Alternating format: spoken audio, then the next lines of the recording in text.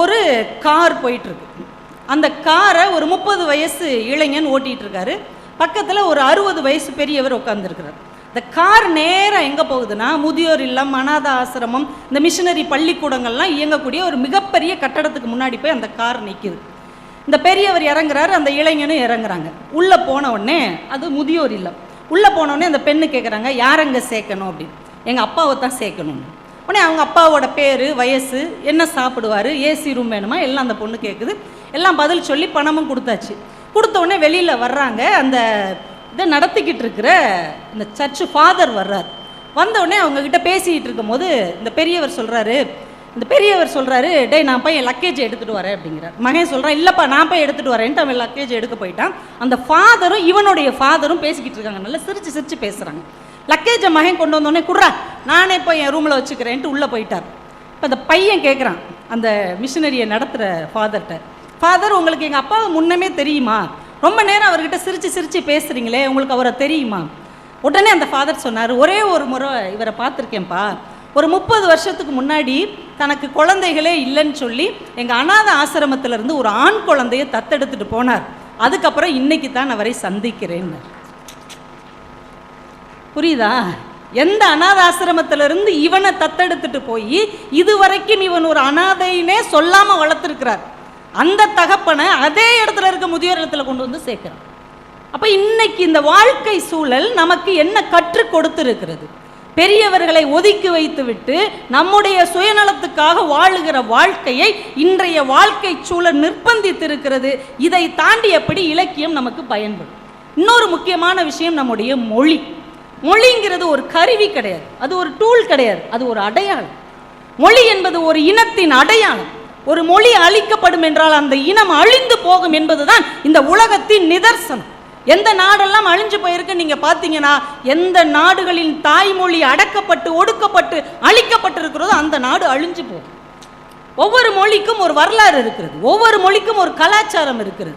ஒன்றும் இல்லை சார், தண்ணி கொடுங்களேன் அப்படின்னு நம்ம சொல்லுவோம்ல, இப்படி கையை எடுத்து சொல்லுவோம், தண்ணி கொடுங்களேன், தண்ணி கொடுங்களேன்னு சொன்னால் தருவாங்கல்ல. தண்ணி கொடுங்களேன்னு ஏன் விரலை இப்படி வச்சு சொல்கிறோம் தெரியுமா? இது இந்த மொழி தோன்றுவதற்கு முன்னாலேயே நாம் பழகிய சைகை மொழி. இப்படி கேட்டு பழகியிருக்கோம். இப்போ மொழி வந்த பிறகு என்ன சொல்கிறோம்? தண்ணி கொடுங்க அப்படிங்கிறோம். அப்போ இந்த மொழி சைகையில் இருந்து வார்த்தைக்கு வந்திருக்கு. நீர் அப்படிங்கிறது நம்மால் கண்டுபிடிச்சிட்டான். தண்ணிங்கிறதுக்கு நீர். ஒவ்வொரு வார்த்தைக்கும் ஒரு வரலாறே இருக்குது. நம்மால் என்ன சொன்னாங்க? வெப்ப நாட்டில் வாழ்கிறதுனால தண்ணீர் கொடுங்கன்னு பழகும். நீர் கொடுங்கன்னே கேட்டாலே அது தண்ணி தானே. ஆனால் தண்ணீர் அப்படின்னா என்ன அர்த்தம்? குளிர்ச்சியான நீர். ஏன்னா நம்ம வெப்ப நாட்டில் வாழ்கிறோம். குளிர் நாட்டில் நீங்கள் போனீங்கன்னு வைங்களேன், நீங்கள் வந்தோடனே என்ன சொல்லுவாங்க? வார்ம் வெல்கம்னு சொல்லுவாங்க, கொஞ்சம் வெப்பமான வெல்கம். ஏன்? அந்த நாடெல்லாம் குளிர் நாடு. அப்போ ஒவ்வொரு வார்த்தைக்குள்ளேயும் அந்த நாட்டுடைய தட்பவெட்ப சூழல் முதற்கொண்டு அடங்கி இருக்கிறது. அப்போ நம்ம தமிழில் இருக்க ஒவ்வொரு வார்த்தைக்கும் இவ்வளவு பெரிய ஆழமான அர்த்தம் இருக்கிறது, அடையாளம் இருக்கிறது. ஆனால் இன்னைக்கு நம்ம பிள்ளைகள் தமிழில் பேசுகிறார்களா? நிறைய பள்ளிக்கூடங்களில், தமிழ் பிள்ளைகள் படிக்கிற பள்ளிக்கூடங்களில் தமிழில் பேசினாலே அபராதம் என்கின்ற நிலைமை இன்றைக்கும் இருக்கிறது என்றால் நம்ம அடுத்த தலைமுறைக்கு எப்படி மொழியை கொண்டு செல்ல முடியும்? நம்மளுக்கும் விருப்பம் இல்லை, சொல்லிக் கொடுக்குறவங்களுக்கும் தமிழை கொண்டு போய் கொடுக்க விருப்பம் இல்லை. உங்களுக்கு ஒரு விஷயம் தெரியுமா? அமெரிக்கா முத நிலவுக்கு ஆள் இல்லாத ஒரு விண்கலத்தை அனுப்புச்சு. அந்த விண்கலத்துக்கு பேர் பயனியர் விண்கலம். ஆளே இல்லாமல் அந்த விண்கலம் நிலாவுக்கு போய் இறங்கும். இப்போ நிலாவுக்கு போய் இறங்கி அது திறக்கும். ஒருவேளை நிலாவில் மனுஷன் இருந்தான்னா, அந்த விண்கலத்துக்குள்ளே வந்து பார்த்தோம்னா அவனோட தொடர்பு கொள்வதற்கு ஒரு கடிதம் எழுதுறாங்க. எந்த மொழியில் எழுதுறது சார்? நிலாவில் மனுஷன் வாழ்ந்தோம்னா அவன் எந்த மொழியில் பேசுவான்? உடனே அமெரிக்காக்காரங்க ஒரு பெரிய லிஸ்ட் எடுக்கிறாங்க. உலகம் முழுக்க ஆயிரக்கணக்கான மொழிகள் இருக்கிறது. ஆனால் அவங்க ரொம்ப தேர்வு செஞ்சு உலகத்தின் தொன்மையான பழமையான எங்கே மனிதர்கள் வாழ்ந்தாலும் இந்த மொழியை பேச வாய்ப்பு இருக்கிறதுன்னு ஒரு லிஸ்ட் எடுக்கிறாங்க. அதில் 14 மொழிகளை தேர்வு செய்கிறார்கள். அந்த 14 மொழிகளில் ஒன்று நம்முடைய தாய்மொழியாகிய தமிழ் மொழியை அவர்கள் தேர்வு செய்கிறார். தமிழில் ஒரு கடிதத்தை எழுதி அந்த விண்கலத்தில் ஒட்டியாச்சு. அமெரிக்காக்காரன் நினைக்கிறான், நிலாவில் மனுஷன் வாழ்ந்தா கூட ஒருவேளை அவன் தமிழ் பேசுபவனாக இருக்கக்கூடும் என்று அமெரிக்காவில் இருப்பவர்கள் நம்புகிறார்கள். ஆனால் தமிழ் நிலத்தில் தமிழ் பேச தயங்குகிற ஒரு தலைமுறையை நாம் இன்றைக்கு வளர்த்து இருக்கிறோம் என்றால் மொழி சார்ந்த அக்கறை இன்றைக்கு நம்மிடத்தில் இல்லை. மொழி படிப்பு படிப்பதற்கு இன்னைக்கு ஆட்களே கிடையாது. அவங்க தமிழ் டிபார்ட்மெண்ட் தான் நினைக்கிறேன் அக்கா. இன்னைக்கு தமிழ் படிப்பதற்கு கல்லூரியில் போய் பாருங்க, தமிழ் டிபார்ட்மெண்ட்டுக்கு கெஞ்சி கெஞ்சி ஆள் எடுக்கிறாங்க, கெஞ்சி கெஞ்சி ஆள் எடுக்கிறாங்க. அப்போ அந்த அளவுக்கு ஒரு தாய்மொழியை படிப்பதில் பிள்ளைகளுக்கு விருப்பம் இல்லை. ஹிந்தி படிக்கிறாங்க, பிரெஞ்சு படிக்கிறாங்க, ஜப்பானீஸ் படிக்கிறாங்க, படிக்கலாம், தவறில்லை. எத்தனை மொழி படித்தாலும் அத்தனை மனிதனுக்கு நீங்கள் சமம். ஆனால் தாய்மொழியை தொலைத்து விட்டீர்கள் என்றால், தாய்மொழியை மறந்து விட்டீர்கள் என்றால், நீங்கள் மனிதராக இருப்பதற்கே வாய்ப்பில்லை என்பதை நாம் அடுத்த தலைமுறைக்கு கற்றுக் கொடுக்காத காரணத்தினால் இன்னைக்கு காலம் எவ்வளவு மாறி இருக்குன்னா, கைவீசி நடந்த காலம் அன்னைக்கு, கைபேசியோடு நடக்கிற காலம் இன்னைக்கு. அன்னைக்கெல்லாம் ஆஸ்பத்திரிக்கு போனோம்னா என்ன ஆகுமோன்னு பயப்படுவோம்.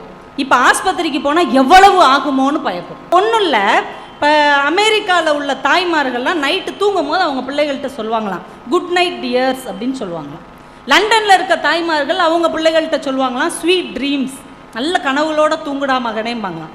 நம்ம தமிழ்நாட்டில் இந்தியாவில் இருக்க தாய்மார்கள்லாம் நைட்டு பிள்ளைகள்கிட்ட சொல்கிறாங்க, அந்த மொபைல் ஃபோனை தூக்கி வச்சுட்டு படுக்கிறியா, நான் உன்னை கொல்லவா. அப்போ எந்த அளவுக்கு ஒரு அறிவியல் கண்டுபிடிப்பு மேலே நம்ம அடிமையாகி இருக்கிறோம்.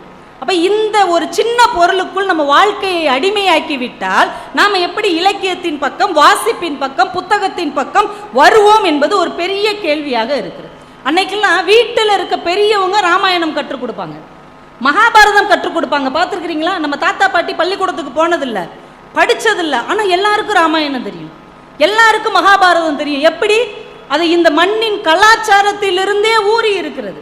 ஆனால் இன்னைக்கு பிள்ளைங்களுக்கு பொன்னியின் செல்வன் படம் தெரியுமே தவிர கல்கி எழுதின பொன்னியின் செல்வன் புத்தகத்தை இவர்கள் பார்த்திருக்கவாது செய்வார்களா? எங்க உலகத்தில் பெரிய கதை தோன்றின மண்ணும் இந்த இந்திய மண் தான். சின்னஞ்சிறிய கதை தோன்றின மண்ணும் இந்த மண் தான். பெரிய கதை என்ன தெரியுமா? மகாபாரதம். பாரதத்தையே உள்ளடக்கிய கதை. அதில் அந்த மெயின் ஸ்டோரியை தவிர்த்துட்டு 200க்கு மேற்பட்ட கிளை கதைகள் உண்டு. பெரிய கதைனா மகாபாரதம். சின்னஞ்சிறிய கதை ஒன்று உண்டு தெரியுமா? நம்ம ஊரில் சின்னஞ்சிறிய கதை நம்ம வீட்டில் இருக்க பாட்டி தான் சொல்லியிருப்பாங்க. என்ன கதை தெரியுமா? ஒரு ஊரில் ஒரு நரியான், அதோட சரியான். இதுதான் சின்னஞ்சிறிய கதை. சின்னஞ்சிறிய கதைங்கிறதுக்காக இது அர்த்தம் இல்லாமல் இல்லை. ஒரு ஊருக்குள்ள நரி மாதிரி தந்திரம் செய்கிற ஒருவன் இருந்தால் போதும், அந்த ஊர் அதோட சரியா போகும். அப்ப கதைகள் மூலமாகவே நம்ம வாழ்வியலை மீட்டெடுத்த அந்த பெரியவர்கள் இன்றைக்கு வீடுகளில் இல்லை. அதனால் வழிகாட்டுவதற்கு ஆள் இல்லை. என்னுடைய நண்பர் ஒருத்தர் அவங்க அம்மா அப்பாவோட தான் இருக்கிறார், கூட்டு குடும்பமா இருக்கிறார், வேற வழி இல்லாம பிள்ளைகளை வளர்க்கறதுக்காக. அப்போ அவர் ஒரு நாள் சொன்னார், பெரியவர்கள் நமக்கு வாழ்க்கையை இலக்கியமாக கற்றுக் கொடுத்தார்கள் அப்படின்னு. அவங்க வீட்டில் நடந்த 2 சம்பவத்தை சொன்னார். நான் அதை உங்களுக்கு சொல்கிறேன். அவருக்கு ஒரு பையன், ஒரு பாப்பா, குட்டி பாப்பா. இந்த பையன் 7ஆவதோ என்னமோ படிக்கிறான். 2 தெரு தள்ளி டியூஷன் போகணும். அவன் என்ன பண்ணுறான், ஒரு நாள் டியூஷன் போனவன் தலை தெறிக்க வீட்டுக்கு ஓடி வந்திருக்கான்.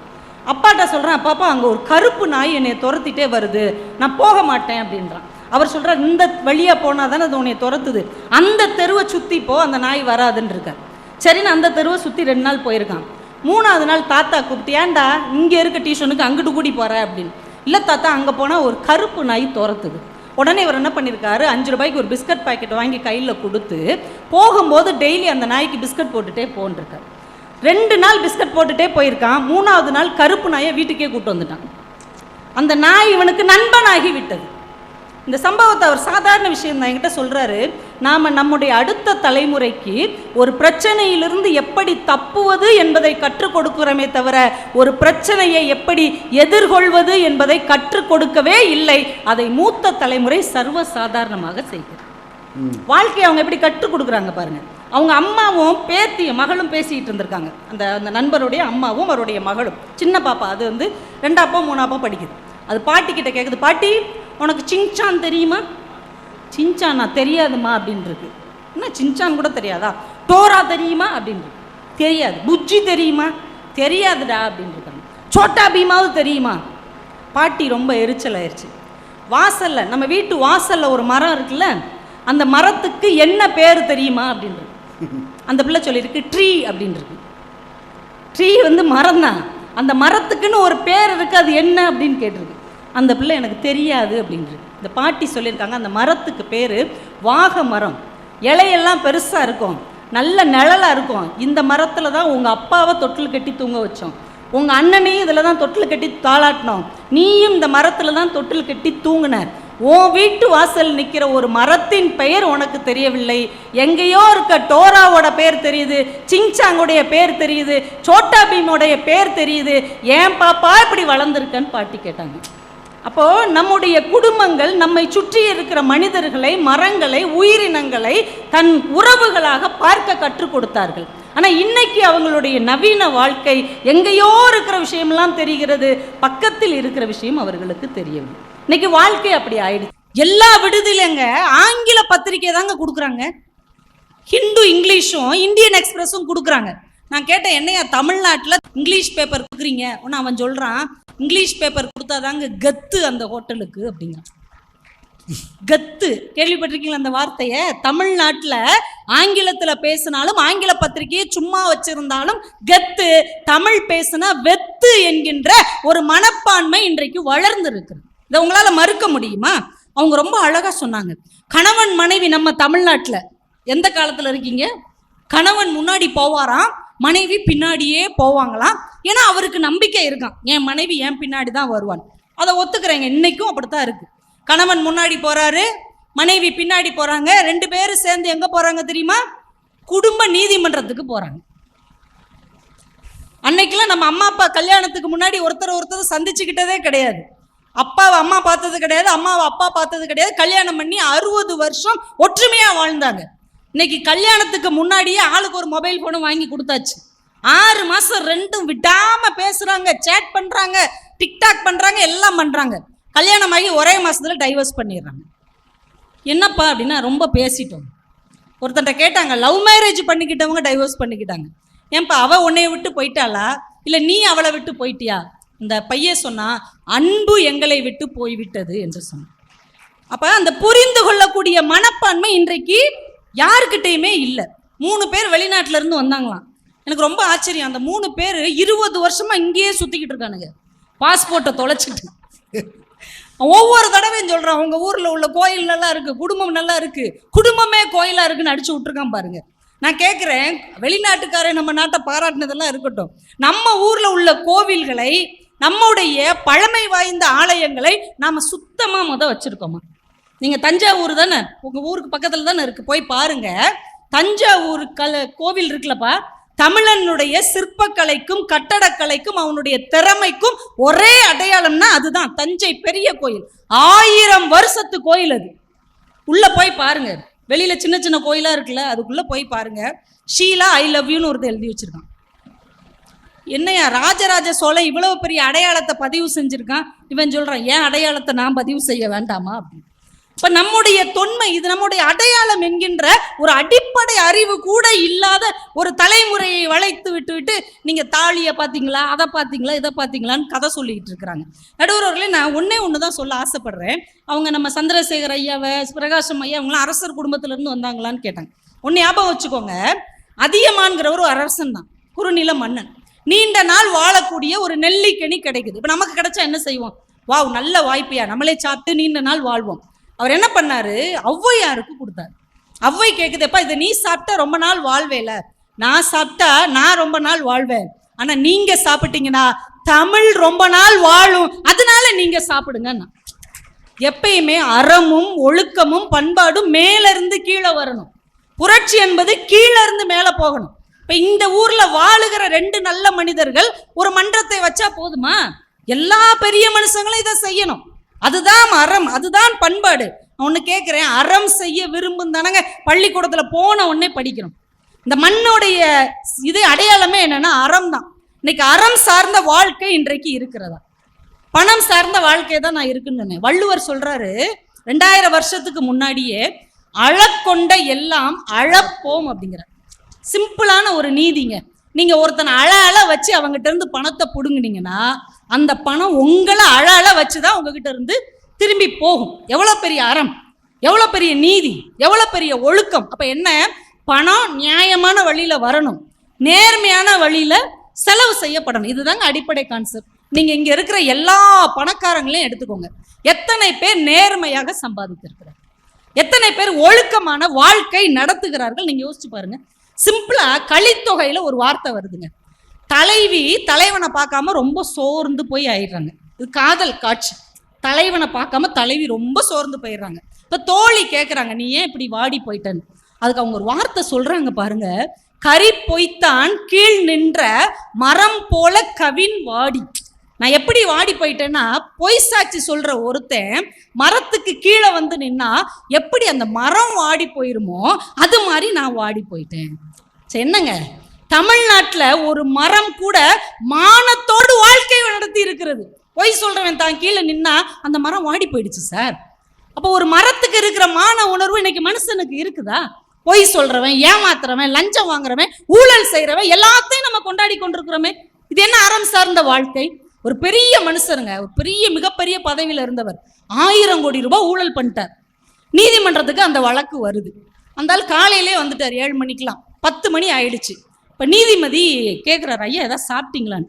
இல்லைங்க 7 மணிக்கே வந்துட்டேன், சாப்பிடல. உடனே ஒரு உதவியாளரை கூப்பிட்டியோ, ஒரு காலத்தில் பெரிய பதவியில் இருந்தவர் ஏதோ தப்பு பண்ணிட்டார், அக்கா பசியோடைய உட்கார வச்சிருப்பீங்க, ஏதாவது சாப்பிட வாங்கி கொடுங்க.